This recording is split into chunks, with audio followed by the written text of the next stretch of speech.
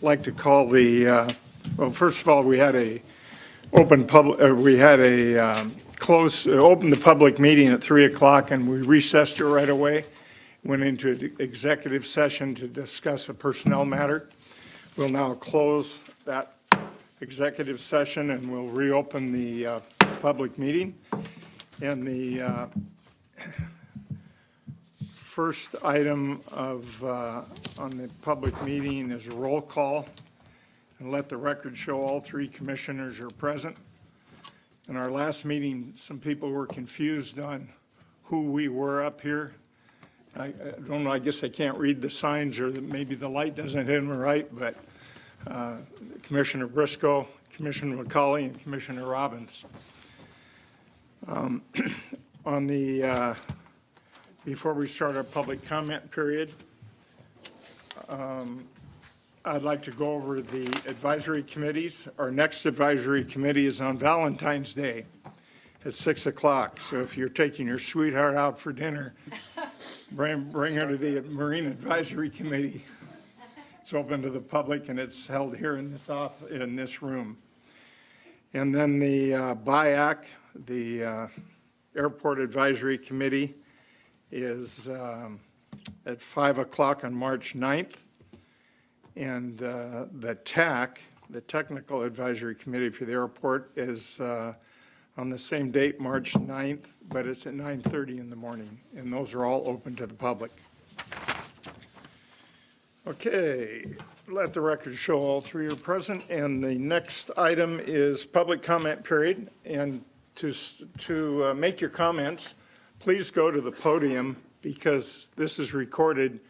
If you talk from there or there's a discussion, the folks on YouTube can't hear anything. So the first person that has signed up is Renee Anderson. If you could please go to the podium.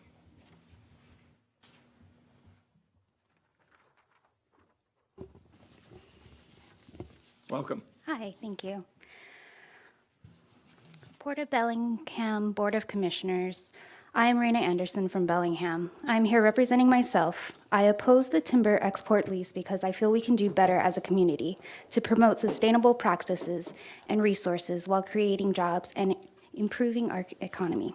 While I understand your enthusiasm to sign a lease for this recently upgraded terminal, this lease will come at a cost to our forests, freshwater, and marine habitats, and it has the potential to decrease water quality, increase flood frequencies, and increase erosion.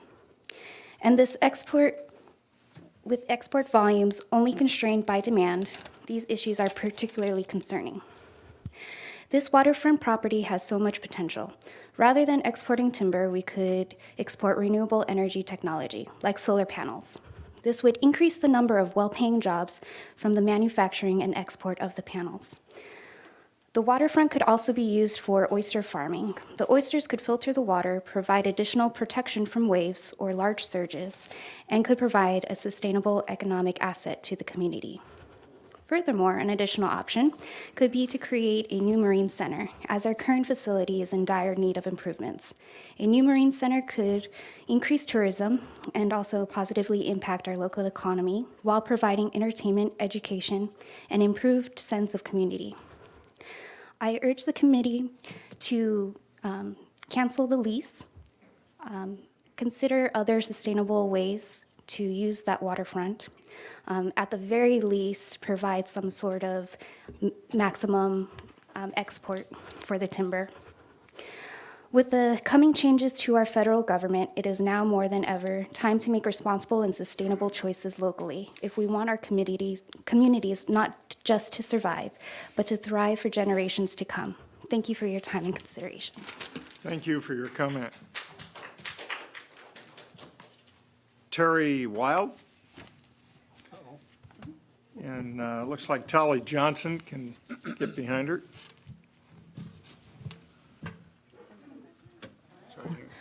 Wow, Raina, thank you so much. I hope you guys have a way to record all of those great ideas and well-articulated concerns, and I echo them completely, and that's why I'm here. I believe that the commissioners have an opportunity now to step up and do the right thing. We are, the timber lease is not a good decision. For one thing, it's exporting our jobs. For another thing, it's exporting our forests. And we're creating another environmental problem. We're already dealing with the last environmental problem of a bay that we cannot clean up.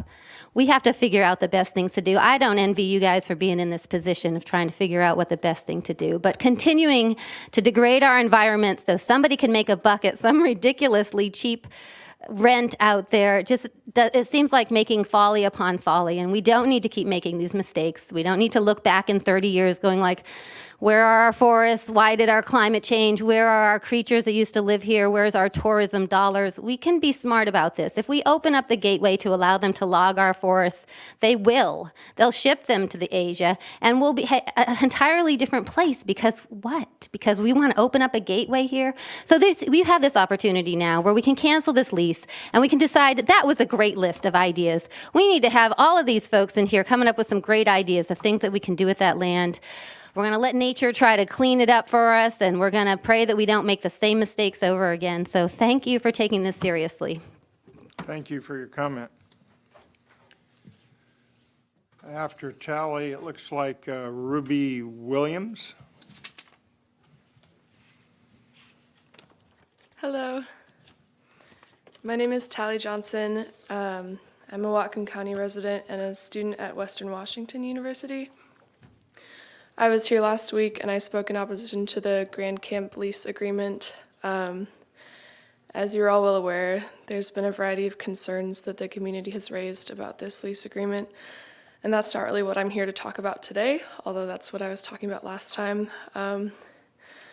At the last meeting, one of you suggested that we bring in more solutions, that we were all bringing all these concerns that we had and not bringing enough solutions, and that we should have these proposals. So that's more of my intention, which is runs similarly to the comments that have already been made today. So some friends and I have begun collecting data using a survey that we created to find out more about the ideas and concerns of our community. So yeah, there are a lot of people that weren't able to attend the meeting today that have a lot of ideas, really great, like our first speaker's ideas. So one of the questions on this survey we created was, what would you like to see done with the Bellingham waterfront? Because I was just thinking about like what would be the best way? And like Terry said, it's a hard place that you're in with making this decision because there are a lot of different ideas about it. So I just wanted to read some of the replies that we got on this survey to the question, what would you like to see done with the Bellingham waterfront? I want to see the area that was once the GP pulp and tissue mill cleaned of mercury and made accessible to our community. I would like to see a mix of commercial use, high quality, non-polluting manufacturing, retail and office occupancy with space for public gathering and some saved space for natural habitats. I'd like to see it used as a teaching center for all schools around, or a sea life animal sanctuary, or a clean energy industry. I would like to see it restored and be cleared of toxic waste, then used for something that the community can take part in and will benefit the people of Bellingham.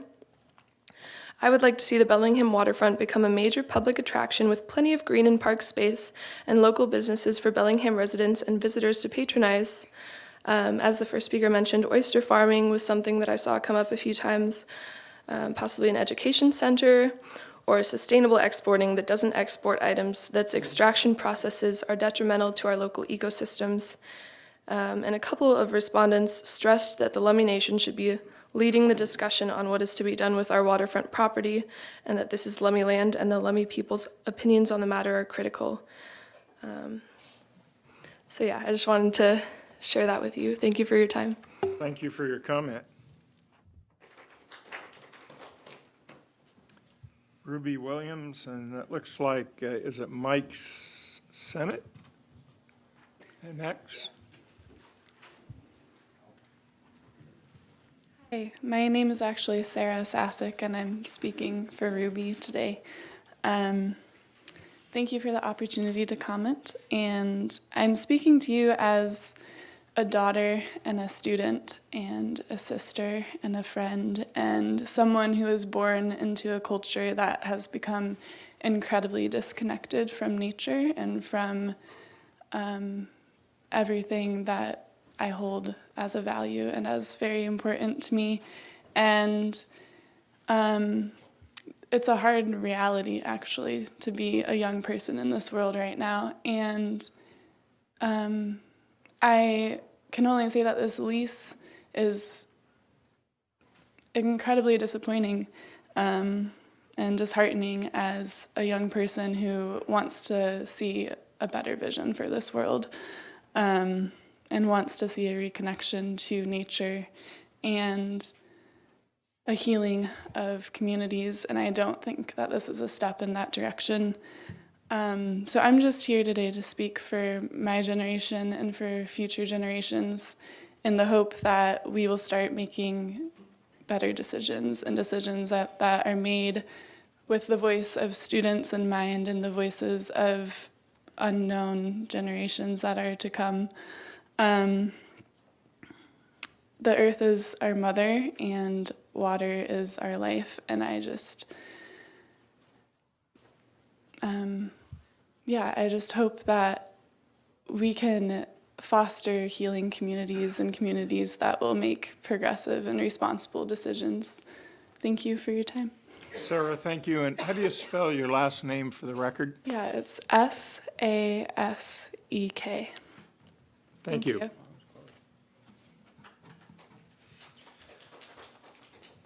Mike Sennett, Bellingham. I have a lot of reason to be opposed to this project. Kind of reminds me on a micro level of destruction of the Tongass forest up in Alaska, which was just a raw log export. And that was old growth forest. We don't have much of that left around here. One specific issue that concerns me, I spent a lot of time behind the wheel, and I'm concerned about the truck traffic.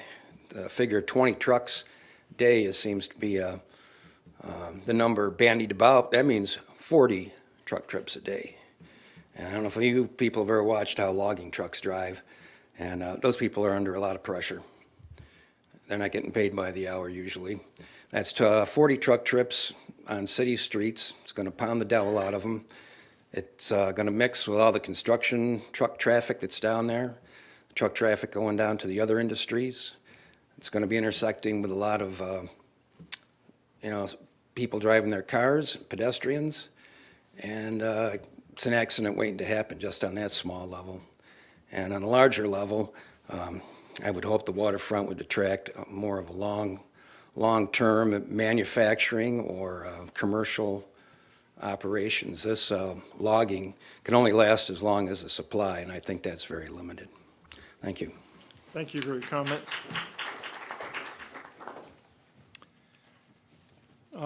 Let's see, it looks like Richard Reese. And there's no one else signed up. If you got here late and want to speak, just get in line at the podium and you'll have your time here. Good afternoon. As others have said, we appreciate that you're in this position, that you've taken on this task of making a viable waterfront. And it's not an easy task, obviously. Foundational to my comments are the concerns about the forest. Understand that the forest is not just a bunch of logs, that any logging operation has immense destruction of the area.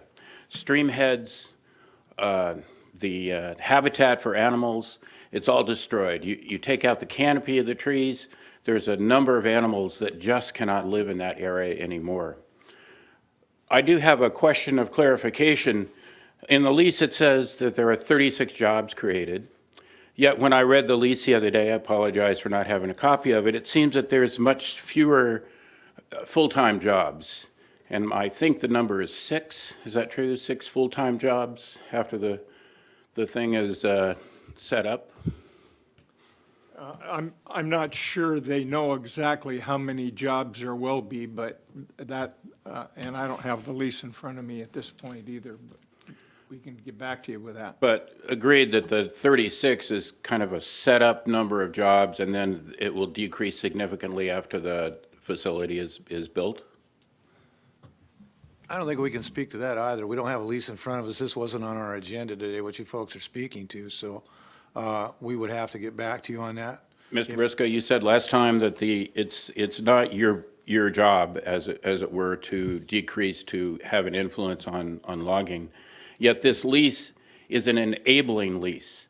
It enables people to cut land on private land. The restrictions on cutting private are much fewer than they are for cutting on federal.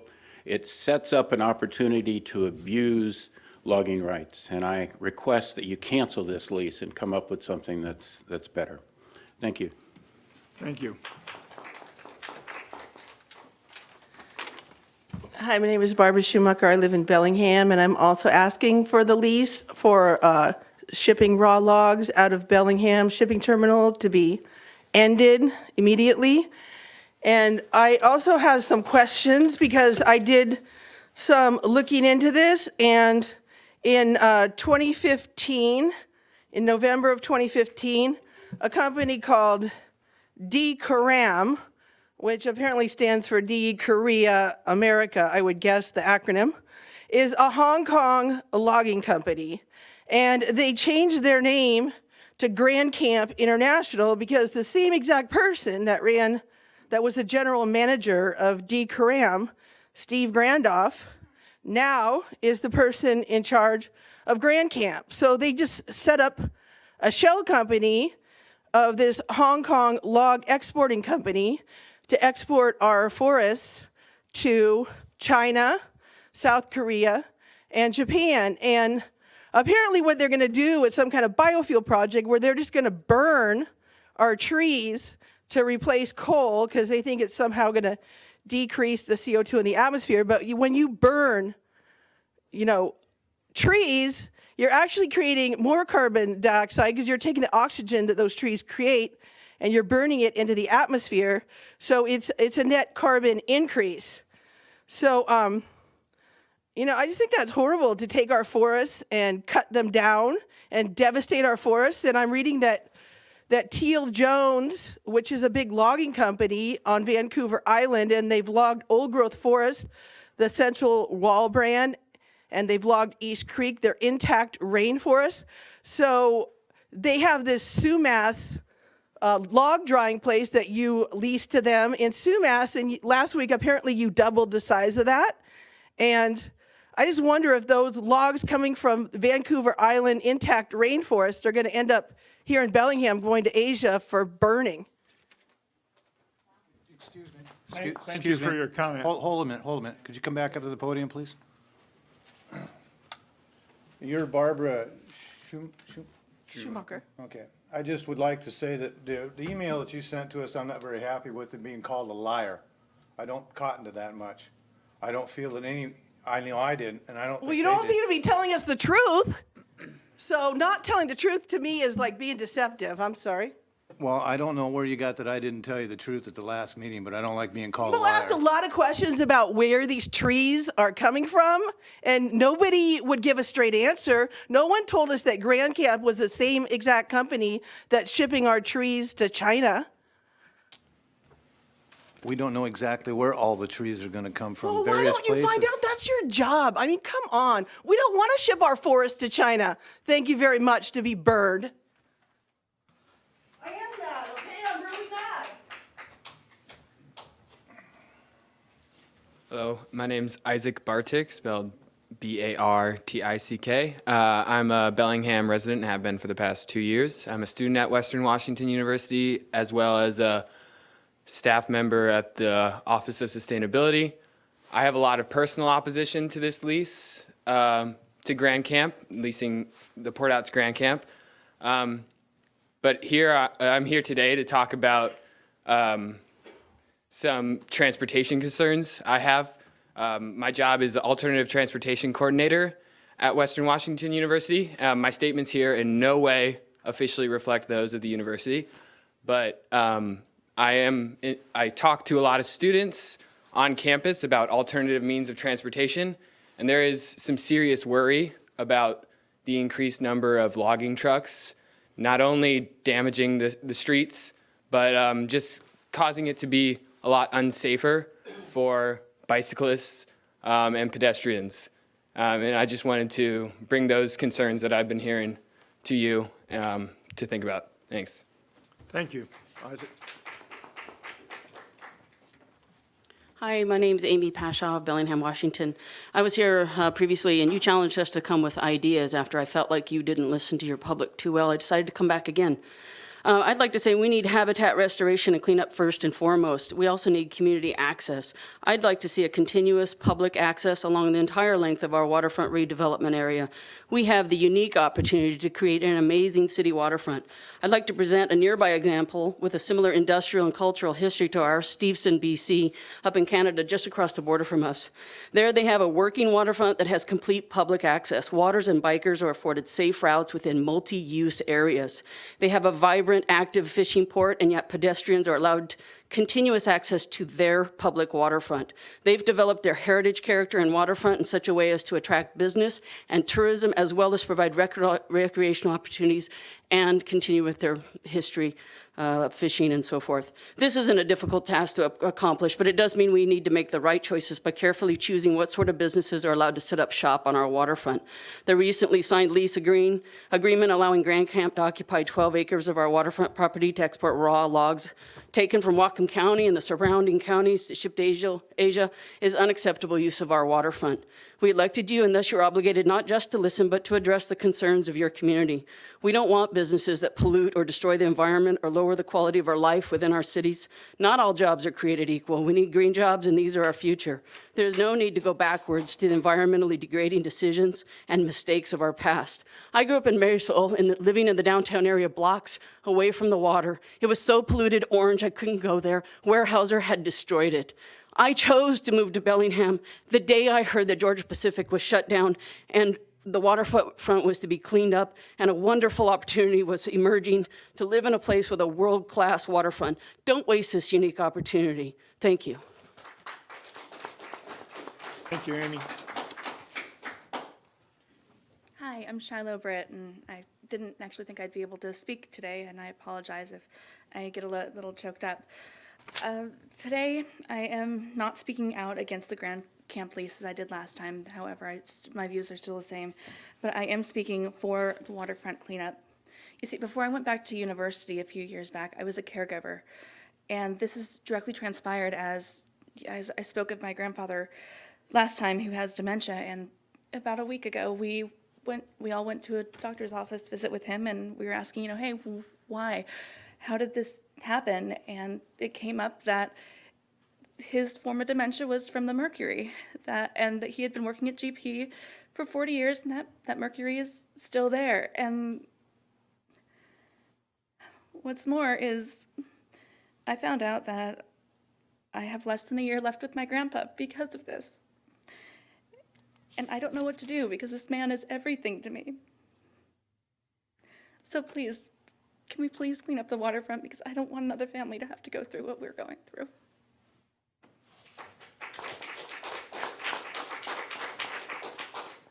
Thank you. Thank you for this opportunity. Larry Williams. I'm a long-time resident of Bellingham and Whatcom County. I got here about 64 and have participated with a lot of logging protests or protection, however you want to say it. I personally see the people who were then called protesters. I see a movement towards them being called protectors. And I'd like to offer a suggestion to you. First of all, I think it's really important that we have more jobs here. That's what's going to serve the county in the best sense of logging. I grew up in a lumber mill in Arlington. It started off as a shake mill and then became a tube of force, which was shipped out by rail and by truck. It was a small mill, 50,000 board feet if all the machinery worked. What seems important here is for you to be the throttle for what takes place in the surrounding lands. You're just a carrier, a conduit. And one of the considerations that has been talked about before, not in recent years, I haven't really participated much in what happens with our lands, is a forestry technique called individual tree harvest. There's a company, and I lost their name right now, I didn't come here to really speak about them, in California, who started in the 40s and was the first company that had logging trucks. Well, they still have those logging trucks as of 10, 15 years ago. And they had a shop. The mill they've gone to several 100,000 acres using individual tree harvest as a technique. Now, they don't destroy the forest. They have lifetime managers who know where the trees are, know the trees. They don't have to spray because they only have openings in the woods. They pick from among the largest trees. And they normally focus on trees in decline rather than healthy trees.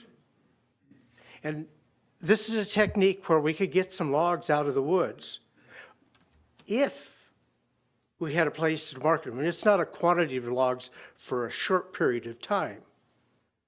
It's a continuous logging effort. This mill or this company in Oregon, lost their name, have been out of work. The mill workers have been out of work for 2 weeks.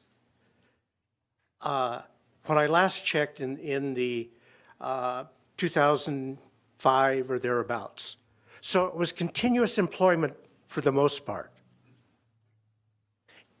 That's what I'd like to see you do, is be the throttle for the movement of goods for the community. Individual tree harvest is one of those techniques. Thank you, Larry. The 3 minutes is up, but thank you very much for your comment. Cheers. Hi there. Oh, gosh, sorry. My name is Jasmine Bemke, and I can spell that. I don't know if you need it. I just graduated from college in June, and so now I'm deciding, in that point of life, deciding whether to stay in Bellingham or not. And so I think that this is a really important time for a lot of people in my situation, in this generation, of deciding where to invest your time, your energy, your money. The workforce, this up and coming time of life, and things like this Lease with Grand Camp make me not want to be in Bellingham. They make me want to move away. Things I like to do in Bellingham are bike, hike, walk along the waterfront, and things like this Lease with Grand Camp make me think that Bellingham is not a place that is going to provide the things that I like to do, not a place where I'm going to want to work, not a place where I'm going to want to raise a family or enjoy my time, because it's moving towards unsustainable forms of employment. It's moving towards destructive forms of creating jobs. And so I would urge you all to break the lease with Grand Camp as soon as possible and move towards more sustainable jobs that are going to keep people like me who have just graduated and have a lot of exciting things to offer the community here, and not push us away, not push us somewhere else. I'd really urge you to create a Bellingham that your community here wants to see. The people here are going to go off and continue talking about the decisions that you make. And I want you to think about whether you're going to want to spread this decision that, we're going to sustain this lease with Grand Camp, into the community, where people are going to think that's going to take away our trees, that's going to take away our waterfront, that's going to take away bike access, that's going to take away walking access, that's going to make driving even harder down here. Or if you're going to make moves to create a more sustainable community where people are going to be enticed into coming here and be excited about Bellingham as an up-and-coming sustainable city. Thank you for your time. Thank you, Jasmine, and congratulations on your graduation.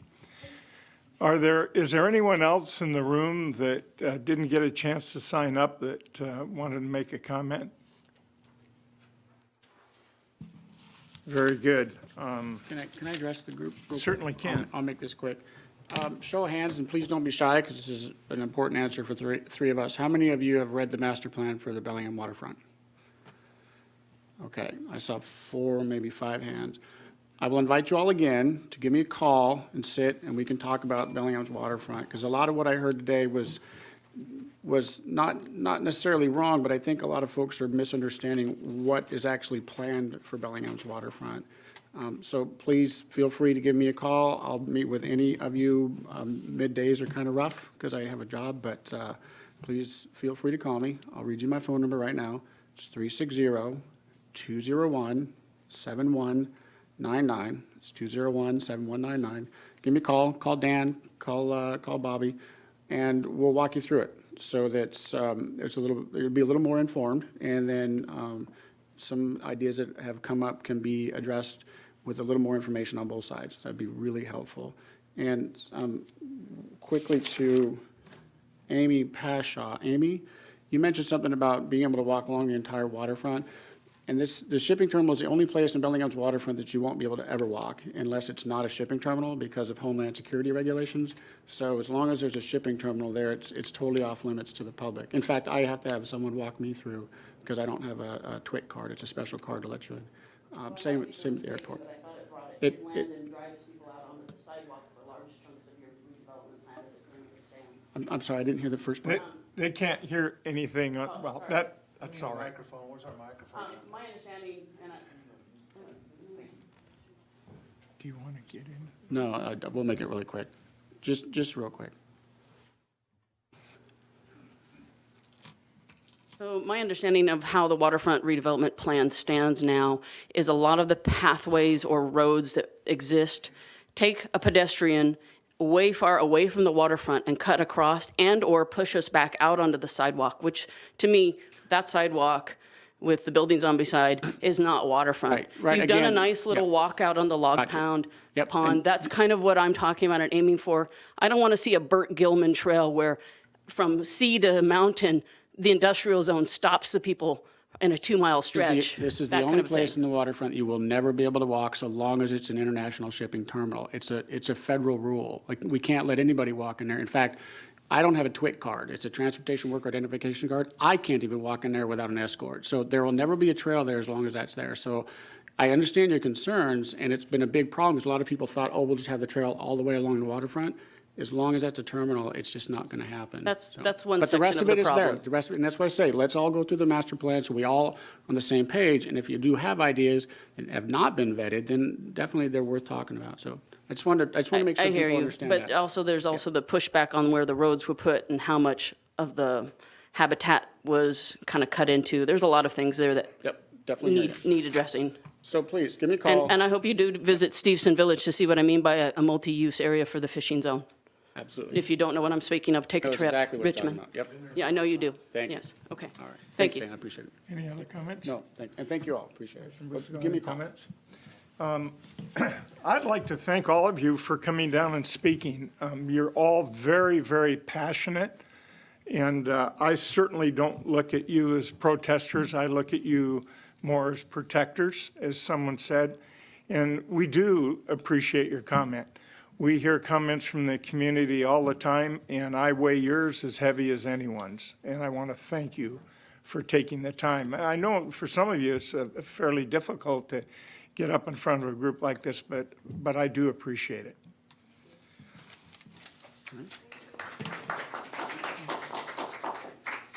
So with that in mind, we're going to move to our consent agenda. You're welcome to stay. If you are going to get up and leave, now would be the time to do it, but we welcome you to stay and listen to the proceedings that take place.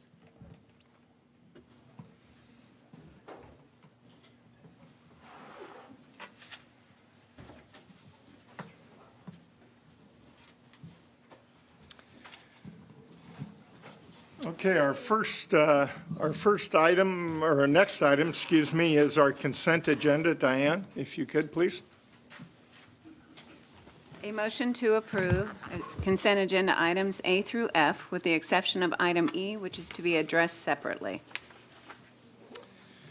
We'll pull E out then and address it separately, so we're just talking A through D and F. Gentlemen, do you have any comments or questions? I have a question for Adam on D.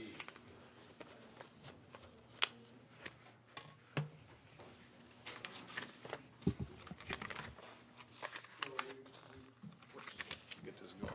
We've changed course from one of our designs to turn that into a barge loading dock other than, I guess what I'm asking is we're gonna leave the configuration basically the same as it is right now for possibility for these large riprap? Let me answer what we're doing. So we were looking at that, the rail span for its ability to host the movement of modules for the petroleum industry using gold hoppers. These weigh in the neighborhood of 700 tons. Pardon me, Adam Fulton, Director of Facilities. Since then, the module market has gone away to the point that we've held back further investment. However, there's now the opportunity to potentially have large riprap come across that pier. Those weigh in the neighborhood of 45 tons. However, there's still barge considerations and piling we have to pull out so that we can host the barge itself. The rail span may be adequate to host the weight as it stands today. It may require some modifications, we don't know. But the waterway itself needs some things removed and berthing facilities created. Okay, so we're still talking about creating a facility for side loading the barge. Is that what they're gonna do, side load that riprap? I don't know if they'll end load it or side load it, but you're correct that we are still entertaining the use of that facility for barges. All right, because I was just wondering if we'd have gone somewhere else from what we talked about last year of reconfiguring, and that we're still going there. Yes, sir. Okay, thank you, Adam. Okay, any other questions on the consent agenda, gentlemen? No. Hearing none, all those in favor? Aye. Aye. Aye. That passes 3-0. And do we want to take item E now, or? Yes, Commissioners, we're ready to take up item E if you are. Frank Schmelik, Port General Counsel. There's just some minor revisions that I wanted to point out to the Commission involving the non-business aspects of this transaction since the copy that went in the Commission agenda. And Tamara Sobczak, the Port Auditor, and myself have been working with the aviation folks to make sure that the mechanisms of payment and the surety mechanisms are appropriate for this agreement. And the actual details of that are going to be worked out between the Port and BASF before implementation. And like I say, the airport management involved both Tamara and myself to try and figure this out in the last couple of weeks. And so I think I can speak for Tamara too. We both recommend approval of it. There's just some little changes that relate to how the funds collected are remitted to the port and issues involving surety to make sure that the public funds are protected. That's the only change. So should we remove it until we have the changes in place? We do have a signed one now with the changes. Oh. So I would recommend you authorize the executive director to approve it, or you approve it. And I think both Tamara and I recommend So approval the of it. changes are just safeguards for the public side, right? Yeah, there's two issues. One is well, first of all, the airport is non-cash, so keep that in mind. No cash changes hands. But how physically the money, once it moves through a check or a charge, ends up in the port's bank account. And then secondly, a discussion of the appropriate level of surety, so that if something happens in the interim between the time of collection and deposit, that the public funds are protected. And those are the two issues. Tamara Sobczak is keenly interested in both those issues. and been very cooperative, working with the Director of Aviation and his staff to make sure we get this thing in a good situation. And we have modified it, and they signed a new copy of it this morning, I understand. They were going to sign yesterday, but snow prevented that, so they signed this morning, and now that's in the hands of port staff. So you're both happy, we're all good with the, I recommend approval. Sunil, you're good with it? Just overabundance of caution. Please introduce yourself. Sunil Harman, Director of Aviation. Commissioners, we just wanted to make sure that from an audit perspective, that it clearly spelled out that we were in compliance with RCW. I think it's 49.3. It really, in many ways, doesn't impact us because we're a cashless organization, but it does introduce language that protects us from a contractual standpoint. So. Sunil, while you're there, and there's a cost associated with this, and then there's also the language says it provides a more predictable stream of GA income. So can you explain the difference between we're getting a predictable income, but there's also a cost associated with it, and then also how much is this costing us right now anyway? From a fixed cost standpoint, the biggest cost is labor cost. And it's distributed between administrative staff and operational staff. So if I were to take a guess, between $18,000 and $20,000 a year, just from a personnel standpoint. There's also minor costs that are associated, fixed costs that are associated with maintenance and repair. That I would estimate at another $12,000 to $15,000 a year. But we don't want to be in the business of competing with private enterprise. Since the port allows two fixed-based operators to provide a menu of services to general aviation, we think that this is a very good management agreement because it incentivizes them to both market and manage those facilities better. Particularly in the areas of tie-down, we've got 71 tie-down spaces where people can rent space monthly, daily, or yearly. That's part of our tariff schedule. Because our staff's priorities lie in security, safety, customer service, revenue generation falls by the wayside very often. Particularly on an emergency day like today, we were all involved in snow removal. We have very little time to see who's out there, who's parked out there, who's paying for it, and so on. This way, it moves that general aviation business activity to an FBO that operates on our behalf. The predictable revenue is what we estimate we will be getting on a monthly basis net. So cost, profit minus cost. Besides, we've built in some incentives for the management company, as typically airports do, so there's a percentage associated. I think we do lose landing fees that we miss out on. They'll capture those landing fees. They'll better utilize the aircraft tie-down spaces, and it'll give us roughly about $120,000 to $125,000 in predictable revenue on an annual basis. Sunil, the question I have, there were two FBOs at the airport. Now there'll only be one that is fueling the planes? No, sir. We have two FBOs. They have rights to fuel. As you know, those are the only two fixed-based operators authorized by the commission. We completed this management agreement between the two of them. And the agreement was specifically to manage hangars that the port owns, manage aircraft tie-down spaces that the port owns, and collect all landing fees that are not commercial airline associated. And they both had a chance to bid on those? They both had a chance. They both bid on them. BAS was the more competitive bidder, came in at a higher amount, and was selected through a selection process. Okay, thank you. Any other questions? Sunil, so none of us here are trained at airport operations, and you are the expert. In fact, I think you're the most qualified person that's ever run this airport. So in the past, the port operated hangars, all the tie-downs, all of those things.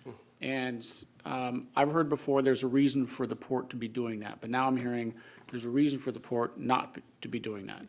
And I'm not second guessing you, I'm just hoping you can tell us why it's better for us to not do it. Well, many years ago, when the port handled all general aviation functions on its own, it was because it was a very small enterprise.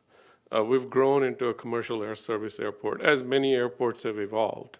And typically, airports then don't handle fueling activities. They don't handle aircraft handling activities, maintenance activities, and so on. Those are usually contracted to private enterprise. The airport has two such private enterprises on the airport, fixed base operators, BAS and Command. It's not fair for government to be competing with private enterprise when you've allowed them on your airport. You want them to thrive and be successful. So I think most airport models, as you'll see, will have evolved from the self-serving, self-handling to contracting out. And it creates a better economic environment overall. There are efficiencies that private enterprise brings that public entities can't do. And these are the types of functions that are best handled through contracts. So the way I read the cost here, there is some cost, but I think overall it should save the port money. It should. Not a lot, but some. It should generate more money. That's the intention here. And of course, they're not allowed to set tariffs, so we come back to the commission if there's any adjustments in the tariffs.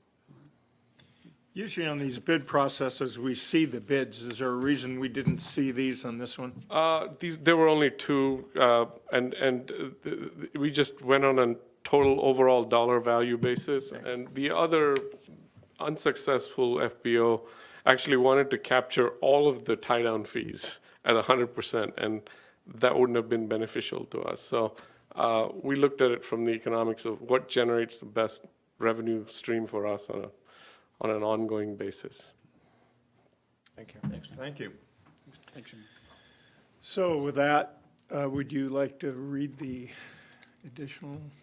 Approval of a motion authorizing the executive director to execute an agreement with Bellingham Aviation Services, or BAS, for the management of aircraft tie-downs, T-hangars, and general aviation landing fees at the Bellingham International Airport, or BLI. Okay, any further questions? Okay, hearing none. All those in favor? Aye. Aye. Aye. The record show that passes 3-0. Our next item is a presentation on the Waterfront District Update.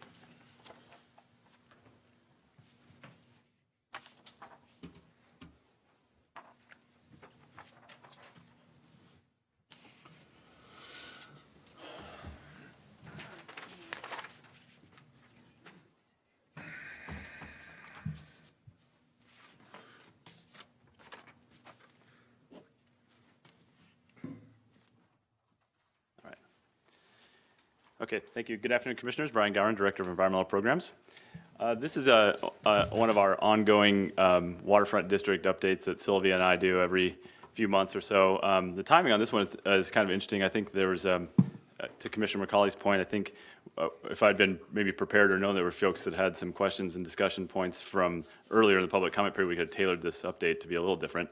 This is actually going to be a very focused, pretty brief discussion, highlighting where we're at, and then just projecting some things that we want to make the commission aware of that are probably be coming down the road here, decisions on some key agreements, modifications to things that we're working on. So no decisions or direction here today specifically, mostly an update, but just as we walk away from this update, keep in mind that we'll be coming back to you with some action items probably at the next series of commission meetings. So as we've done in the past here, just an update on some of the key elements and projects that we've got going and where they're at. The Whatcom Waterway Phase 1 cleanup, that is complete. That was completed in September. The pulp and tissue mill cleanup in the downtown waterfront, the large capping cleanup project, that's complete. We've moved on into some of the planning documents, like the general binding site plan. That was the document that will allow us to set the boundaries where we can create parcels, sell property, give right-of-way dedications, that sort of thing to the city, easements for the city parks, that sort of thing. So that general binding site plan application has been submitted, is under review by the city right now.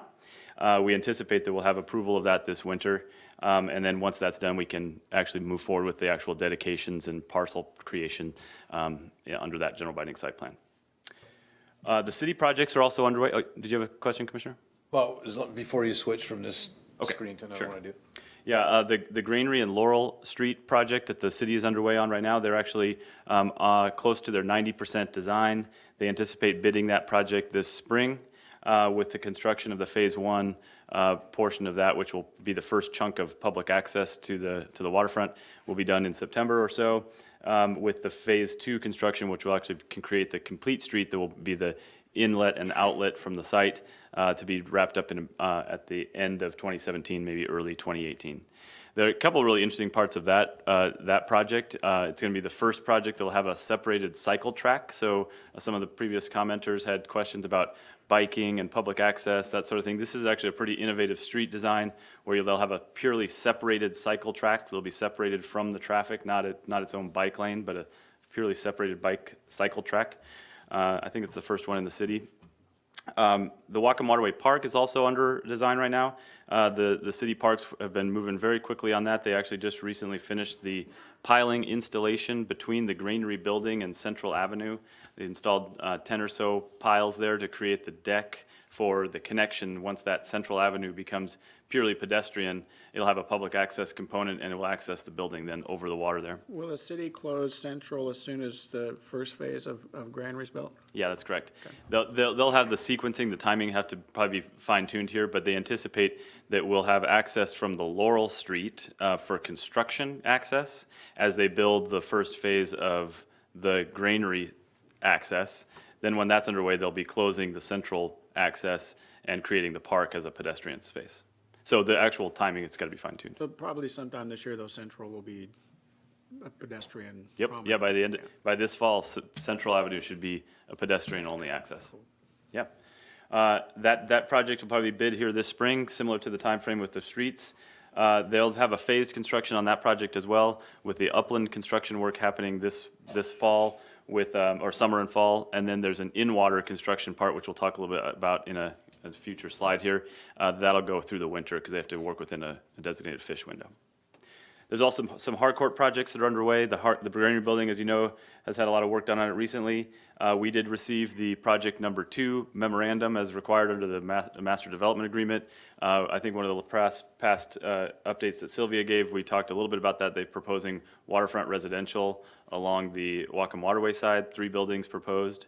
And we're reviewing that, and we've provided some comments back. They're going to kind of fine-tune that and get it back to us. We anticipate they'll be permitting that project through this year, with construction starting sometime within the next year or so on those projects. Did you have a question on the schedule, Commissioner Briscoe? 2 questions. For clarification, really, Brian, for not so much myself, but some of the folks that were here and the folks that are watching.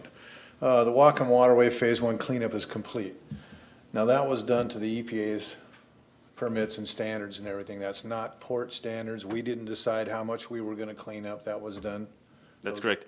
That was both those cleanup projects were done under consent decrees with the Washington State Department of Ecology, where Department of Ecology selected the cleanup approach based on a whole number of factors and years of study and design and engineering. And then that consent decree is essentially a court order where we agreed to do that project and completed the environmental cleanup under those consent decrees. That was a $35 million Phase 1 project where we removed over 100,000 cubic yards of contaminated sediments with mercury contamination. That equates to about 10,000 dump trucks worth of contaminated sediments that were removed from the bay. And then on the pulp mill cleanup activities, it was under the same mechanism. It was a different cleanup approach. That was because of the way that the Department of Ecology looks at these cleanup projects is how that people, animals, plants, the environment can be exposed to these contaminants. In the sediment environment, removal and capping is a common approach. In the uplands, this was a protection for direct contact, so an environmental cap was deemed appropriate there. So that site had a less removal and more capping and containing of contaminants on site.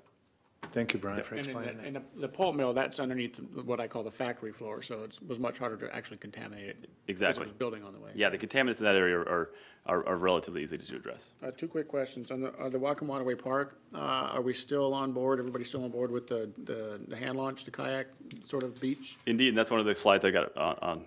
And then a Harcourt fourth building, is there any movement from the city parks on getting some credit for the setback on the fourth building using the pier? We're working on that right now as we speak. Yeah, so we're looking at all those options since they proposed 4 buildings, and we've worked with the city and Harcourt, and now we're just fine tuning. Okay, what do we really have? What do they really want to do? What can we do with the wharf potentially? So we're actively working on that. That's why part of this, this next year will be, okay, what is permittable? What can they actually build there? Are you hearing positive responses about using the wharf as part of the waterfront experience? Oh yeah, definitely. Yeah. Okay, so just moving on to a few updates here. These are some interesting activities that have going on right now. The city of Bellingham actually went out for a request for proposals for a artistic reuse of the acid ball, which is a historic industrial icon that's at the site. They received a lot of interest on it, and it was done through their arts commission.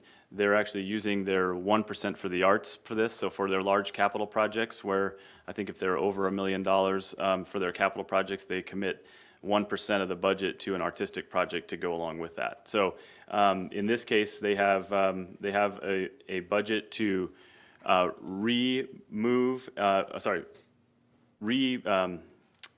augment the acid ball and move it to a separate location. And this is the proposal that the winning studio, I think it's Matuus Studio from Seattle. There was a lot of interest, I think 35 plus proposals on this. The Arts Commission actually selected this. It's called the Waypoint. They've proposed actually retaining the majority of the acid ball as it is, coating it in a reflective coating, relocating it into the Whatcom Waterway Park right adjacent to the waterway. And the city has approved that as the proposed approach. They have actually just yesterday sent us a request to transfer the acid ball to the city for ownership. And right now we're underway with the evaluation of how that'll be done, whether we have to surplus it and then transfer it to the city. So that's one of the decision documents that'll be coming your way as we refine how exactly to transfer that over to the city for their reuse of this in this park. And on a similar question, Commissioner McCauley, regarding the Whatcom Waterway Park and the shoreline, this is the parks are underway with design on that component as well. Both parties have agreed, actually all three, including the Department of Ecology, have agreed to approach this bulkhead as rather than retaining a bulkhead and a vertical component there, to pull that back and have a soft bank, habitat, beach, kayak launch type of setting right in the park. So actually, we've been working with the city on the design of that. The Department of Ecology and Port and City are working on a funding agreement to pay for how that project will get funded. The actual Bellingham Bay Action Team has committed up to, I think, $150,000 worth of habitat restoration funding to do the removal of these creosote-treated piles and install some soft bank. The parks then will have a component of that, and the port will have some as well. So we're underway with developing the interlocal agreements that'll describe how that'll be funded and how it'll be constructed. So that's another set of documents that'll be coming as a package to the commission in the coming months. And then just to highlight on this last slide here, a few other key decisions that we'll be working on with the commission and the city, Harcourt, Department of Ecology. We're looking at, we've been talking about this for a while, but determining the status of the potential adaptive reuse of the board mill building. We'll need to refine and define the proposed modified boundaries of the western crossing parcels. There's some discussion now on potential adaptive reuse of the alcohol plant, so we need to start evaluating if that's a possibility. And then we'll likely have to have a few other minor modifications to accommodate the new road design and the detailed park design. For example, the master development agreement will likely need to be tweaked a little bit near the shoreline where the park is going to have a footprint. Harcourt has agreed that they could move into their MDA, Master Development Agreement area a little bit, but they want to get some on the backside. So we're trying to fine tune exactly what the projects look like, and we'll probably have some minor modifications to address those. The other one that we'll also be looking at is the long-term, which we talked about a number of times, is a potential sub-area plan amendment where we'll be potentially reconfiguring some things to accommodate some changes as we move forward. And with that, I'd be happy to answer any questions. Yeah, so Brian, there's a conversation right now about a park I don't know, did you have another image? I do not have the. You know which one I'm talking about, though? Yeah. I call it the Serpentine Park. Yeah. And it basically dead ends at Laurel. Is there any reason that a paved pathway that obviously would have to be fenced, but it would be similar, I think the Port of Olympia has one just like it, that could continue from Laurel along the tracks back down to Cornwall? Yeah, that's actually one of the considerations we've thought about as a ways to connect. If there is going to be a wholesale reconfiguration of the park layout, which we've started to look at some options there, would there be a way to connect that all the way through to Cornwall in a variety of different ways? And it's just so premature right now. Is that the width and the size and the location? But there's definitely a desire to make sure that there's some continuity and it's all connected. Yeah, I mean, I'm okay with the Cornwall-Laurel connection back into that park, which I've said before, but if we can squeeze something in there that is a little bit easier for folks to sort of keep that visual connectivity and less breakup than in the flow, I suppose. Yeah. It would make some sense if we can do that. And this is a base map right here that we intentionally have, rather than starting to put proposals on the table because they're just not ready for discussion. But we are looking at a variety of different configurations of how we could try to meet everybody's needs. Yeah. We've heard from the commission, of course, that we're trying to prevent going too far into the log pond, the industrial area, reserve that for jobs. But a trail and an access point might be something that could fit there. So that's where we're just now trying to do the math and see how they actually work. Well, I would prefer that trail over the Water's Edge Trail along the log pond that dead ends at the shipping terminal. There's better habitat opportunity with no people in it if we don't even build that trail, instead work on getting folks through and connected, whereas that portion of the log pond trail takes you nowhere. And then with the alcohol plant, I tried to make a trade with Scott Walker some years ago about that. How many of y'all want an office in the alcohol plant? Come on, everybody, raise your hand. Come on, I need some support here. I need support here. Yeah. It's the alcohol plant. What's the conversation that folks are having about the alcohol plant right now? Well, some of it has to do with the proposed reconfiguration of that park and how the alcohol plant may or may not fit within that. And so that's one of the decisions is not only how does it work with if there is a reconfiguration of the park layouts, and then is there potential value in adaptive reuse of that structure. So there's a series of decisions and just informed decisions we'll have to make as we try to package these up. For a while there, it was kind of on hold because there wasn't any proposed changes or modifications or any buildings in that location. Now that we may be looking at that a little differently, we'll just need to take a closer look at it a little bit sooner than we had anticipated. The trade I was hoping to get with Scott was that if we're gonna really get behind this project, we're gonna eat our own dog food and we're gonna put the port offices there, because he wanted new port offices. Like, that's right, Let's put our money where our mouth is. We believe in this so much, we'll move in there. So. But part of that building would have to come down, I think, is what's going on, right? I think there's a potential that depending on a lot of it has to do with the park, potential park footprint, and is there a compatibility there or not? Yeah. Thanks. Yeah. Thanks. Some of it. I think there's very few, I realize this is conceptual, but there's very few people in Whatcom County that haven't walked Taylor Dock. And as we're going through these changes, it was really cool to notice and to note that the pier that we may redo is almost as long as Taylor Dock. And so if we ended up with two nice Taylor Dock type walkways in the community, I think it would really help this whole area.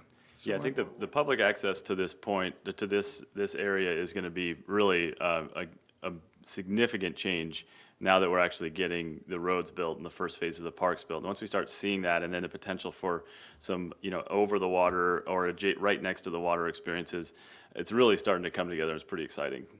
I agree. Anything, Commissioner? Well, I was just going to add, it's about 3 times as wide as Taylor Dock. Yeah, it is now. 1,500 feet of waterfront experience that doesn't exist anywhere in Whatcom County. So it's pretty cool. Yeah, it's great. Okay, any other questions? Any questions? No, thank you very much, Brian.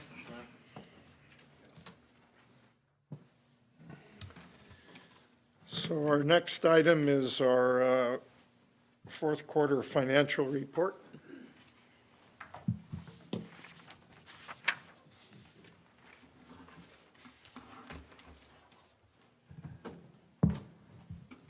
Careful with that.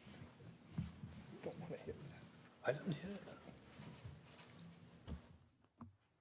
Somebody touched it. Well, I haven't moved the chair, so I don't know how it could have got hit. Well, one of us pushed the button and the cops showed up. so. Oh, no. How the button got bumped, the secret button. Uh-oh, well, watch the street, so. Good afternoon, Commissioners. Tamara Sobjak, Director of Finance. Quick, push it again. Hurry, evacuate. Today, I've got the financial results for 2016, as well as the quarterly updates for you, and finally, a few capital projects to highlight. So I thought I'd start with the quarterly updates, starting with the stormwater program. Consistent attainment was achieved in the third quarter of 2014, and so at the end of 2016, samples were not required. That waiver is good for 3 years, so at the end of this year, we'll start sampling again. All training and record keeping are in compliance. This is a new update for the Commission. There's been some talk about public records requests, and it's part of what we do. You can see since 2012, those numbers of requests have declined quite a bit. We spent just under 140 staff hours in 2016 responding to these requests. And this is just the number. Some of them are quite large, and some of them are simply a piece of paper or an email back. The fees collected in 2016 was only about $21. Know that we can't collect any staff time. It's part of what we do. So these are just mailing costs or costs of a CD or what have you. The safety report for 2016, recall that the safety slogan for the port is a safe port away from home. We promote safety, we operate safely, we respond safely, and we teach safety. The number of recordable injuries for all of 2016 were just 4, and that results in a recordable incident rate of 4.13 and lost workday rate of 1.03. And Commissioner McCauley, I believe that last quarter you asked how those calculations are done, and it's based on number of hours worked. It's not per job. So if I take vacation or holidays, then my rate would go up as I take a day off for injuries. Thank you, Tamara. Yeah. Risk management activities, we only had one major incident in 2016, and that was just about a year ago. That was that March 10th windstorm. Our insurance carrier is still on notice for that. And that is our only open claim for the port. Open claims against the port, just the one from 2012, that passenger ramp. That's ongoing and still under appeal, so no changes to update there. Moving on to our financial reports, looking at the balance sheet. Tamara, before you go into the balance sheet, that's a drastic decrease in public records requests. It is. And is it basically because of the boat fire, or is there do we know why? I don't know why. That could be it. Who knows why the public asks for what they ask for. The requests are all over the place, from requesting emails or documents or contracts or bids. They're just really all over the place. So I don't know that. Okay, thank you. Yeah. So looking at the balance sheet from 2015, our total assets were over $400 million. Liabilities were $173 million, and leaving us with net assets of over $227 million. Fast forward to a year later, this slide actually is not complete. We haven't gotten the year-end environmental liability adjustment from our consultant yet. So recall last year we were able to reduce our liability quite a bit, and we expect the same thing in 2016. But I'll have that number probably by the end of the month, and I'll update the commission at that time. But without that adjustment, we still have net assets higher than 2015 of $232 million. Decrease in assets there, what's that? Well, that would be cash or prepaid environmental insurance, and so we spent that money, but then the liabilities also went down. So we sold the building to ITEC. Would that show up as a decrease in assets this year or last year? Somewhat. So we received cash, and then we wrote off the book value of the asset. So it depends on if there was a gain or a loss. Okay. Yeah. Looking at our 6-quarter net asset trend, again, upward trajectory is what we always like to see. And again, if that environmental liability decreases, the slope will be a bit steeper.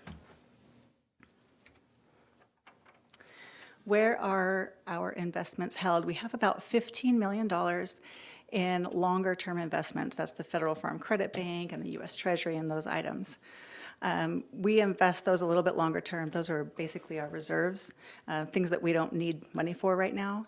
The average yield on those are 1.25%. The remainder of our investments are in that LGIP, local government investment pool, just over $30 million.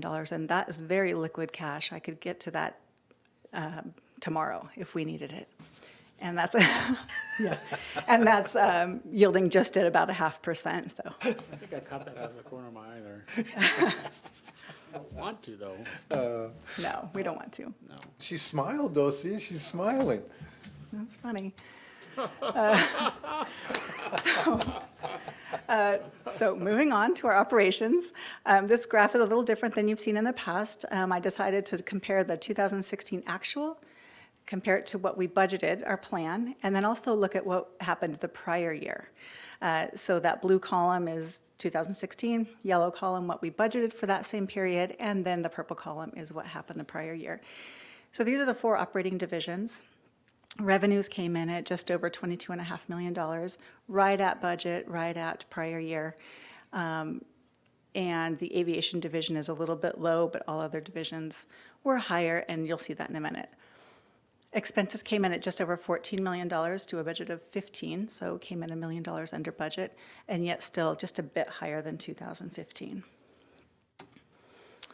Moving on to the individual divisions, this is aviation. You can see that revenues were a bit lower than we planned and lower than 2015. And really the biggest item there was the parking revenue. We were over $550,000 short fall from what we budgeted. Expenses. Legal and outside services were the items most under budget, but still we came in just very, very close to budget. So that shows good cost controls. As things are a little over budget, we manage the other items. Moving to the water, 2016 came in at just under $7.6 million with a budget of $7.3. I looked at each line item, and it really was the pleasure boaters that brought that in. I think we had a nice, long, hot summer, so it was a great boating season last year. Expenses, $2.8 million, lower than a $3 million budget. Pretty much steady across the board, but the maintenance costs were a little under budget, so that's why those numbers are what So they when are. we have a higher revenue and lower expenses, that's about as good as it gets. Yep. And you attribute that to a good pleasure boating season? That's the line item that's above budget. Everything else is pretty steady on. Was there transient mortgage or? I just saw the pleasure Okay. all lumped in together. Well, that's very good. Yeah. Marine terminals, revenues came in at just over $2 million, a little higher than the 1.9 budgeted.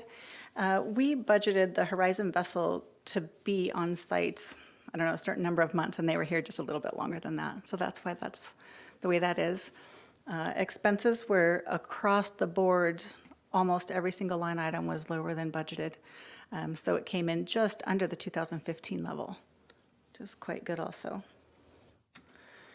And then finally, real estate came in at just under $6.4 million with a budget of 6.1. And with steady occupancy in this division, the lease payments are consistent. And so it's really the concession fees that put us over budget. So as our tenants do well, we do well. And then again, for this division, the lower expenses are really attributable to maintenance costs. And then recall our overhead divisions are the admin, executive, planning, and facilities. Just very little revenue there for IT fiber leases. And expenses came in about $200,000 under budget. With a stable staff in this division, or these divisions, the recruitment, the legal, the outside services, all were well under budget. So that's why we see that. The waterfront districts should not be a surprise here. The $600,000 is,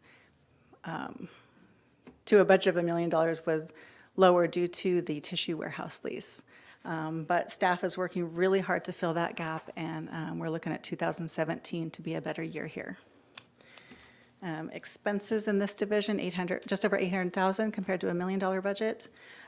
Again, legal and outside services kept this division's expenses near the 2015 level. So as we saw revenues decrease, we really buckled down and kept those expenses down as well. And then finally, all other public. This is meetings and events, corporate events, commission, open space, records, things like that. Those revenues are mainly due to those short-term leases, the events that happen, the weddings and graduations and such. The expenses were lower than budget, 2.1 to a $2.6 million budget. One thing to note here is, as I mentioned, the public records requests were quite lower. We budgeted a certain amount of legal costs to review those records and see what's available to send out to folks. And as those records requests decreased, then obviously our legal expenses weren't nearly what they could be. Wasn't part of that we brought some in-house too? Well, we didn't bring legal in-house. But didn't we do some of the public records requests here rather than send them to legal as we had in the Yes, past? yes. Yeah. That's should be a big savings. Sorry, Frank. Yeah, sorry. We love you though. You're really needed here. So that's it for the financial aspect. Are there any questions at this point before we get into the capital projects? Excellent. Nice graphs. Thank you. Good job. So I just wanted to highlight some of the major projects that we did in 2016. This is obviously a huge one, relocation of the All-American Marine Building. It's a 56,000 square foot building. The power and communication conduit is run along that new sidewalk down Hilton, and you can see it's nearly complete here. This is the interior of that building. Ram Construction's on site, and here they're installing 30-ton overhead cranes. And we have a tentative move-in of our tenant at the end of February, so keep an eye on that.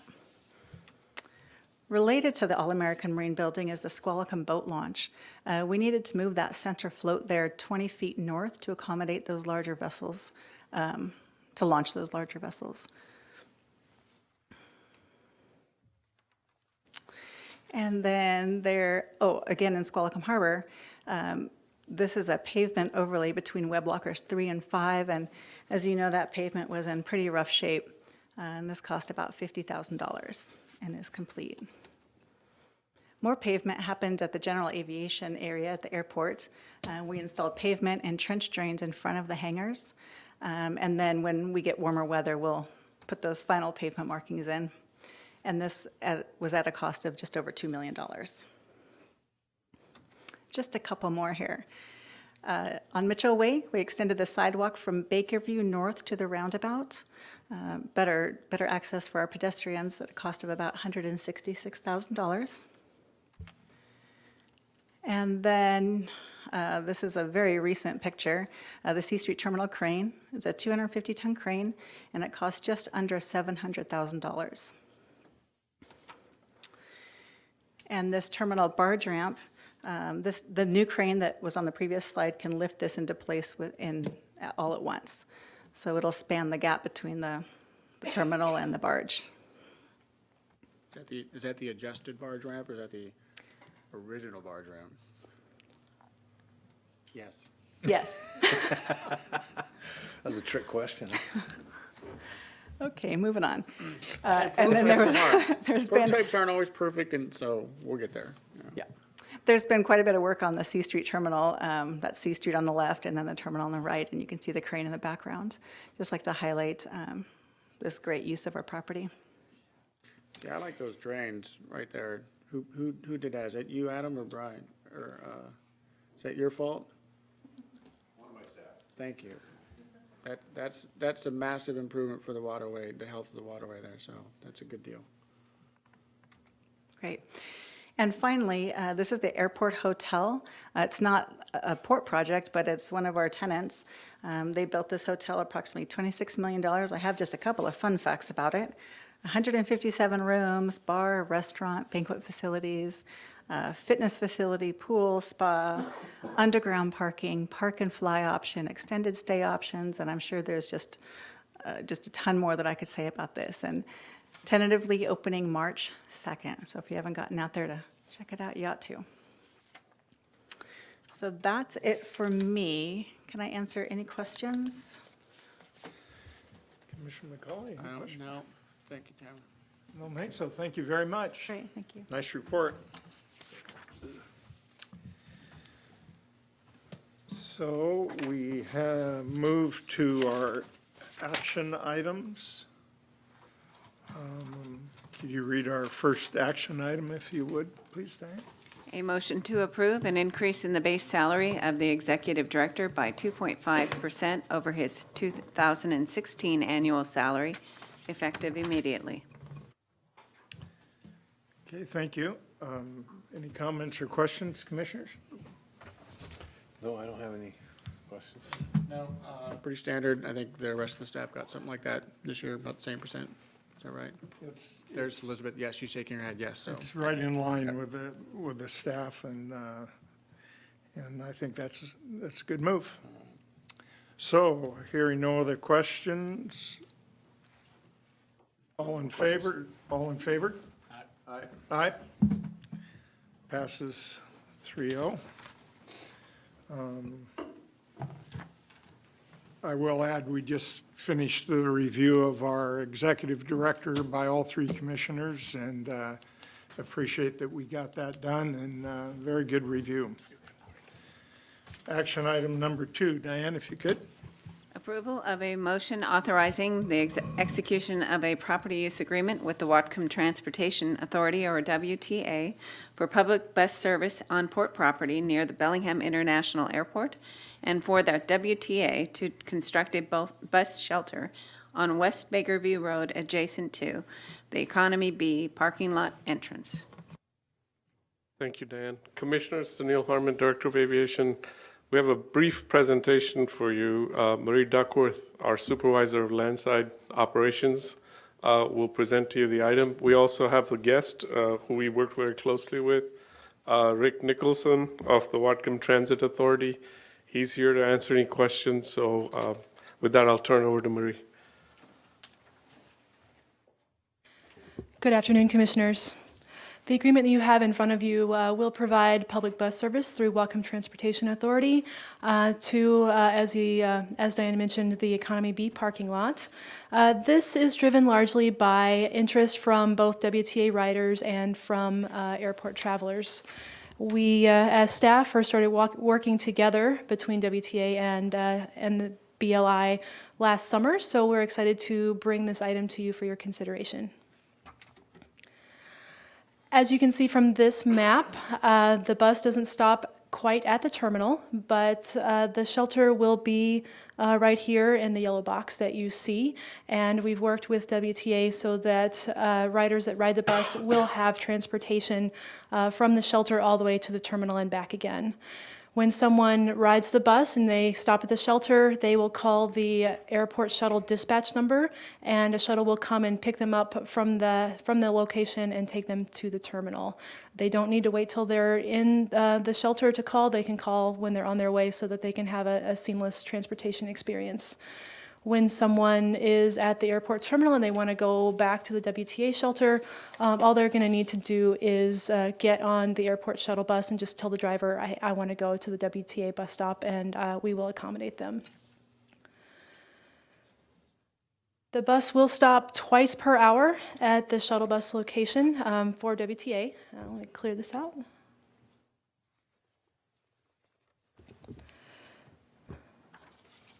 So the buses will come, one from the WTA Cordata station and one from the WTA downtown station.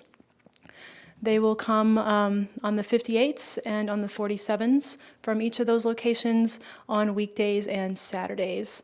The map you see before you, the black line represents how the route will show on all WTA literature, and they're also going to publish our airport shuttle dispatch phone number, and that will also be inside the bus shelter so that people will have the right number to call. And I'm also working with WTA on a communications and outreach program so that riders will know about the phone number well in advance of the March 19th start date. And with that, I'm happy to answer any questions, and Rick Nichols is also here from WTA to answer any questions directed at WTA. The one question I have is, we're going to get questions from the public on why doesn't it go all the way to the bus terminal, and if you could address, all the way to the airport terminal, and could you please address that? Good afternoon, Commissioners. Rick Nicholson, Director of Service Development at WTA. Twofold reasons. The primary one is that the route we're modifying to get closer to the airport terminal building is interlined. It's connected with other routes. And the extra 3 minutes or so that it would take roughly to get up to the terminal building and stop and come back to Bakerview puts just stress on the schedule of that route. It would have to come from probably driver layover time that would happen at Cordata Station or downtown, and we're a little bit concerned that this would make the schedule a little too tight. That being said, that doesn't mean that if this is successful that we can't rearrange how the routes are put together to free up some more time in the future if we see that the demand seems to warrant that.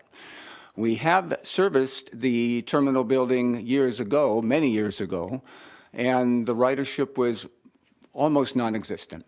So we are hopeful but cautious in terms of adding the extra time and that it would take to actually serve the terminal building. But we're certainly open to it if this kind of first step proves successful. So the answer, so if it does get really busy, you would consider going all the way to the airport? We would absolutely consider it. With the hotel going in and with just the other activity going on back there, I can't commit to exactly when it might happen. There's a number of variables, but we would certainly take a look at it, you bet. And will it continue out Bakerview and around? Will it make a loop as it goes? Correct. Yeah, you can't quite see it on this map, but yes, it's coming from, there you go, thank you. There we go, okay, Yeah. thank you. Yeah. So coming up Bennett Drive from downtown, it's taking a left on Airport Drive and then a right on Airport Way and making the loop on Bakerview back to Bennett and then back to our Cordata Station. So it's going in the same clockwise direction, both outbound and inbound.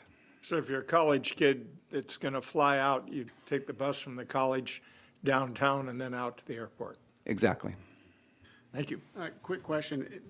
Oftentimes, this part of town gets considered or not considered, and it can be a bit of an underserved neighborhood. So taking this bus off of Cottonwood and Maplewood, what does that do as far as service for all the other WTA activity in the neighborhood? Yeah, that is a sensitive topic for this neighborhood. What you're not seeing here is the other routes that serve the area. So on Northwest Avenue, we have one of our high-frequency GO lines that service every 15 minutes. That's not changing. We have another route, Route 50, that goes out to the Lummi Nation that will service Maplewood Avenue. But you are correct that the service, one of the red lines there on Cottonwood Avenue would go away in this service plan. And the reason for that simply is that we're really getting no ridership on that stretch of road. Okay. And then statistics, because I've been hoping we could do this for a long time, and you know, it really just boiled down to we're going to pay for an empty bus, and we weren't really willing to do that. So we've been hoping that the WTA would just do this, so appreciate that. how are we going to keep track of this particular bus stop to make sure that it's working well, and if it's not, how do we take it out? Right. So in the immediate term, we do ongoing random surveys of our ridership. It's federally mandated, a process that we go through. Longer term, like maybe a year or so out, our fare boxes are equipped with the technology to actually track at the bus stop level. We're getting GPS units built into them and trying to get them activated. We'll be able to monitor the people who get on, not off, but the people who at least who board at all of our bus stops, and be able to download that data the next day. So we'll have actual boarding data probably within about a year once we get that activated in our fare boxes. Right, thank you. That's it. Question for Marie. You said that folks would be able to call the shuttle bus. Are we going to have a courtesy phone system of some style in that stop, or are you relying on people who are going to have cell phones? So they will need to call the dispatch phone number. The shuttle stop itself is the property of WTA, so we would have to work with them if that was deemed to be something that is appropriate. Okay, so yeah, if this does work well, and I hope it does, and thank all three of you, I'd like to thank all three of you for pushing this forward. It's something that I heard a lot about when I ran for office. If this does work well, I would like to ask that we consider some kind of service for contacting the shuttle at the airport, so we don't have to rely on the fax. Some people don't have cell phones, so that they can get a ride. Thank you. Thank you, Commissioners. I think my grandma doesn't have a cell phone, Bobby. Yeah, but you bought it for. I'm pretty sure everybody else I know is going. A lot of people don't. She's have got an iPad though. At least 3 people that don't have it. Just trying to cover all the bases. That's good. That's good though. Anything else? No, thank you. Thank you very much, Marie. That's, and thank you for your report. It's, you don't realize how hard it is to coordinate those bus stops, and you explained that very well. Thank you. Yep, thank you. We're past our break time. Do you want to log on through to the next one, or would you like to take a? Excuse me, a vote? Well, do you want to take a break first? A vote on Oh, this we need to particular take- action, please. We thank them, now we gotta tell them it's okay. Oh, on that one, yes. Yes, thank you. Yes, thank you. Yeah. No other discussion? No. Hearing none, all those in favor? Aye. Aye. Aye. Passes 3-0, thank you. 5:30 public comment. Yeah, do you want to go into public comment right now, or do you want to take a break? Is anybody here for that? All right, let's keep going then. Anyone here for public comment? No one's here. Okay. We'll log on then. Let's see. Don't need a break? Good. I'm okay tonight. Let's, I got my we'll boots on. move on to item number 3, which is, if you could read it, please. A motion to approve Port Resolution Number 1359, superseding Resolutions 1003 and Resolution 1153, and affirming the 3 existing Port Commissioner districts as depicted on Exhibit A, shown on your screen here.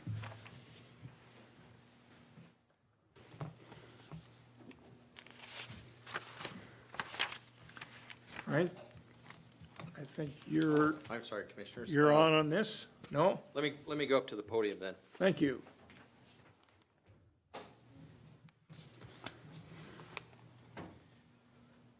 Frank Schmelik, General Counsel. Commissioners, as I told you at the last meeting, the change to 5 Whatcom County council districts put countywide ports that were obligated to follow the county council district, but with 3 commission districts in a no man's land, because we no longer can follow the county council districts.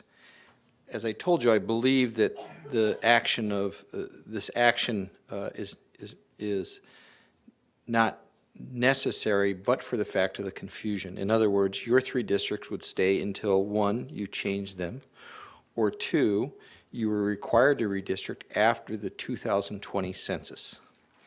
However, there is a bit of confusion and the county auditors asked that you confirm that she should continue to use these 3 districts in the next election. So we had a public hearing 2 weeks ago, and this is the time to vote. And you notice I'm not saying set these, I'm just saying affirming these as the districts, because I believe they were already set when the statute was in place, and they will remain in place until you either change them, which you have the authority to do, or you will be required to redistrict after the 2020 census. Okay. Any questions, gentlemen? No, I think we had 2 people at the last, at the public hearing speaking to 5 districts, and I think that's a conversation we'll have at some point in the future, but I haven't heard from anybody in any concerted effort toward 5 districts. So I think right now we'll stick with this, and if there's any reason to shift off in the future, then we'll have that conversation. But for now, to end any confusion, any problem, I say we stick with this. So.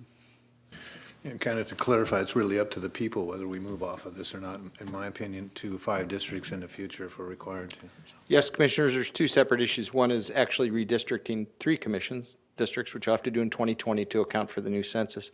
And then there is a process to move to 5 districts in the law. But that's different. What I wanted to tell you, that's different than this. This is just saying status quo because the county changed their districts. Thank you, Frank. Do you know, is it more costly for us to stay to 3 districts? It would probably, it wouldn't cost any more. It's probably less if we stick with the 3 districts. Are you saying these 3 districts or Yes, 3 districts? these 3. Well, these 3 districts, Because the county and the city are all on 5 now. it's not going to cost you any more. If you wanted to redistrict, in other words, draw the lines east-west or something like that, you'd have to study the demographics and meet the requirements of the law, which we know these do. Port staff looked at them, and they still meet the requirements of the law. But yeah, if you wanted to redistrict, you could hire a consultant typically who looks at these, and the lines get a little bit unusual because the county auditor doesn't like to split precincts amongst the commission districts. So the questions that citizens are going to have, everyone's 5 districts and 5 or 7 folks on their council. And then the question is going to be, why did the ports not go to it? And the reason for that is because no one wanted to go to 5 commissioners. I've been a port lawyer a long time by answering legal questions and not political questions. And I will tell you that there are, the large ports in the state are required to be 5 commission districts if you have over 500,000 population in your district. And that's what we would look at in 2020 in the next census. Right. And then there are 2 port districts which have 5 commissioner districts that are smaller than 500,000, Port of Anacortes and Port of Edmonds. And the rest of the ports in the state have 3 commissioner districts. And there are non-legal, just arguments both ways about which is better, 3 or 5. Fortunately, it's not a legal question that I So it's really up to the citizens of the community. It is up to the citizens. Thank you. Good footwork, Frank. I just stay in my lane here. Good job. Edmonds always amazed me because they have 5 commissioners and their port is basically their city's waterfront. It's tiny. Port of Anacortes? No, Edmonds. Edmonds, right. Yeah, they have a very small port district, which is. It's a bonding thing. Yeah, a little property and a marina. I think that's kind of all they've done to it. Okay, so we need to, any other questions? No, I have none. Very clear. Okay. Hearing no other questions, all those in favor? Aye. Aye. Aye. Hey, Frank, quick question Hey, though. Commissioners. Yes, sir. Are you consulting with the PUD, Whatcom County's PUD on this one? I am not. John Sitkin of our firm represents the PUD, and they were, as I understand it, in contact with the good work the port staff did and said, so, the districts are all fine, huh? Well, we'll wait for the port to act and we'll follow in line. The PUD doesn't have the statute that said they had to follow the 3 districts. right? And so they're in a little bit different boat, but they let the port, we work cooperatively with them, let them do the work first. Yeah, I'd be surprised, and I know this is not on the topic right now, but I'd be surprised if it actually went to 5, because the cost to them would be tremendous, and it's the election cost that they would be really faced with out there. I'd be surprised if they ever go to 5. Again, they'd have to go through the process to go to 5. I think what the auditor asked them to do the same thing. Would you please reaffirm for us that you're using the same districts? It's a little bit different with them because they actually made the decision to follow the county council districts where you were obligated to do it under state law. It is important to note that in the primary election, in 3 districts, it's district-only voting, but in the general election, it's county-wide voting. Right, it's how a port works. The 3 of you stand for, in a primary, in your district, and then the general election, once the 2 candidates for each district are determined, the general election is countywide voting. But all the other elections, the Port Commission will be the only one that's countywide on a ballot for elected officials. The other is all going to be by district only. I haven't been following that closely, so again, Okay. I do the legal stuff on ports. What does that leave, 4 of us now that are elected countywide? Jack and the 3 of us? Yes. Wow. Maybe the PUD, does the PUD get elected countywide? I don't know. I should know that. I don't know, I'm sorry. Very good. Thank you. Thank you very much, Frank. I think they are elected countywide. I think it's the same system you have. Yeah. Okay. Thank you. That leaves 7 of us to still represent everybody.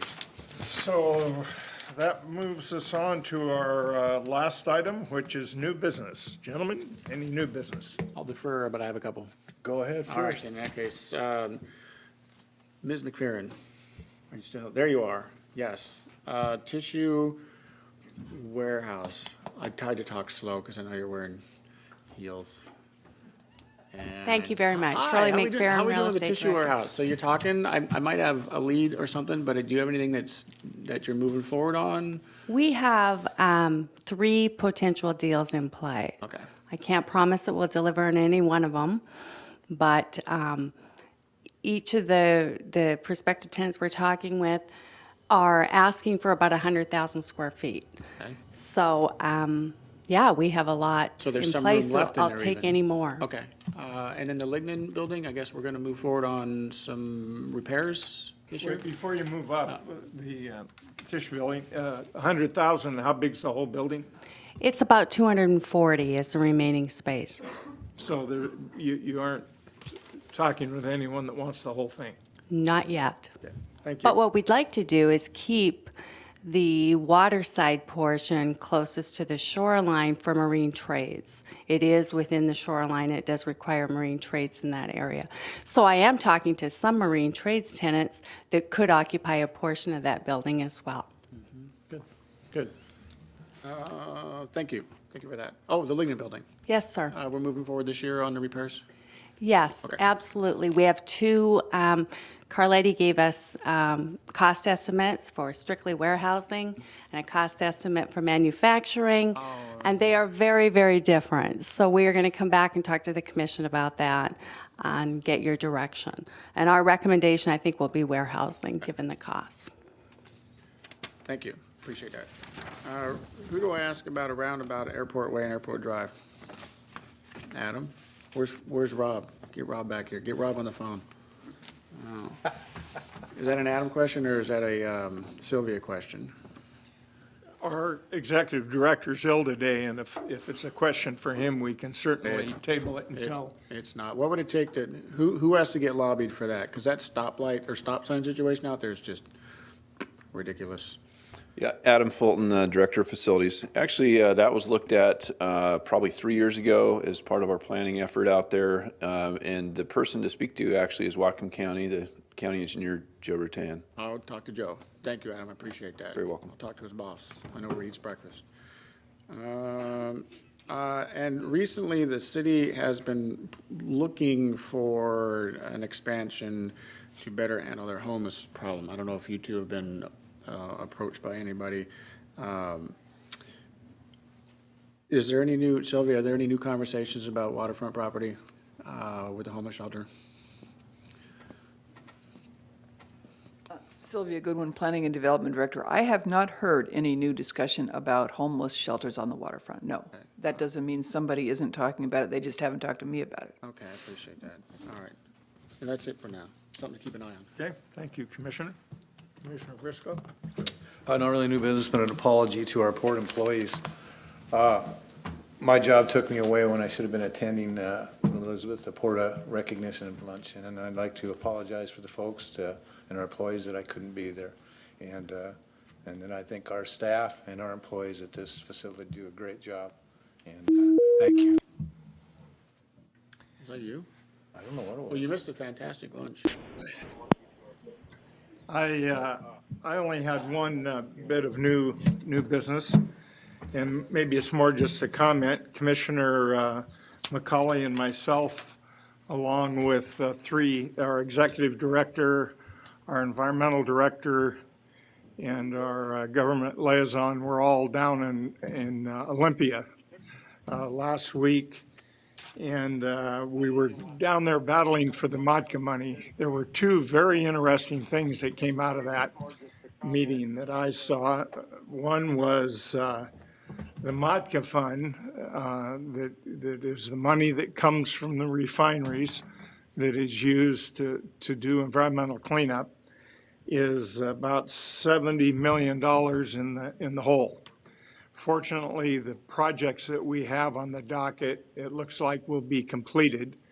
And we're fortunate that we got them in when we did, and we'll be able to go forward with those. The other thing of interest was the fact that the state of Washington has about $2.4 billion more in revenue this year, but they're already out of money, or it's over budgeted. And a lot of that, it was kind of interesting, as you drive down I-5 and you see all those cranes in Seattle. That is a huge boom to the revenue for the state of Washington. And the issues that we were concerned with and talked about, first our port, the five of us met with the other ports and got our agenda, all the things that we were in common that we wanted to make sure we hit our number one item with our legislators, and that was the MOTCA money. And then we had some others that are a concern and not necessarily importance in this order, but one is ID, real ID. You are not going to be able to use your driver's license to get on an airplane in the near future. 2018. And in January of 2018. And that's going to create a lot of confusion, because people are going to go to the airport, they've paid for a ticket, and they're going to try and get on a plane. And you think it's going to be a problem here, think what it's going to be like at SeaTac. So they're going to spend some money on trying to educate the folks. Before we leave that topic, the state's enhanced driver's license is supposed to manage that problem, but there's a shortage of funds to set that all up. So my recommendation, after talking with some folks down there, just get a passport. It's about $20 more than an enhanced driver's license anyway, and it gets you into every country and not just Canada and Mexico. So that will solve a lot of problems, and it lasts longer because it's a 10-year thing, and an enhanced driver's license doesn't last as long. So bang for your buck, get the passport. That certainly would be the easy way to go. Smart way to go. And we talked about the public records request and how it affected all ports, and as we were just showing, ours dropped quite a bit, which was good. But they were talking about ways to streamline that, which I found of interest. And the other one that was broadband out in the county was another one that we talked about. And one really important that wasn't on the other ports, but up there on our list, was the waterway in front of Bellingham Cold Storage needs to be dredged in the federal, it's a federal channel, and they didn't have any money for the federal government to do it. So we tried to get the state to do it, and we really need to get that done one way or the other. And so that was a top priority with us, but I thank Commissioner McCauley for going down there, and Brian and Mike both did a very good job along with Rob. And it's a long day, but it's important. And So that was accomplished this week. Gee, I think we're going to watch the broadband bill pretty closely because it'll allow us to do something that we've been asked to do before. So it's going through the process. I think it's got a good chance of winning. I hope it does. Or not winning, getting passed. So I'm hoping it does. And the lady that put it together, Representative, I think her name's Day from the east side. I got to meet her at the end of the day. Mary Dye. Who said that? Mary Dye is her name. Is that Rob? Yes, sir. What do you do? That's what I was wondering. I was going to suggest that perhaps we have a caller. Go ahead, caller. My phone. That's what I heard the beeping earlier. I was like, that was your phone. It's Di, right? Yeah, Mary Dye. Just a couple of quick things. I called in. The homeless shelter is very much on the city's radar. Yeah. I'm going to be working with Shirley to find some space for those displaced tenants. It's on city-owned property. The port currently manages that property, but I believe we won't be doing that much longer as the city takes control of it to build their homeless shelter. Okay. So we'll be coming to the commission with some ideas on this within the next week, and I apologize we haven't kept you as quite up to date. It's moving pretty quickly. So this is what I sound like when I'm. You sound terrible on the phone. No, I'm kidding. He's sick. He's sick. You just sound terrible. Hey, Rob, since we got you on the phone, we'll follow up in person. I'm not super excited about expanding in Old Town with the shelter situation, especially moving in towards the marine trades properties there. So I think we need to have a really good conversation about what that all means for the marine trades properties right next to it. Certainly. We can put that on a future agenda, and then I'll talk to you as well individually over the next couple of weeks. All right, thank you. Okay, any other new business? Commissioner? No, sir. Okay, hearing none, we are adjourned. Thanks for coming, everybody. Take care, Rob.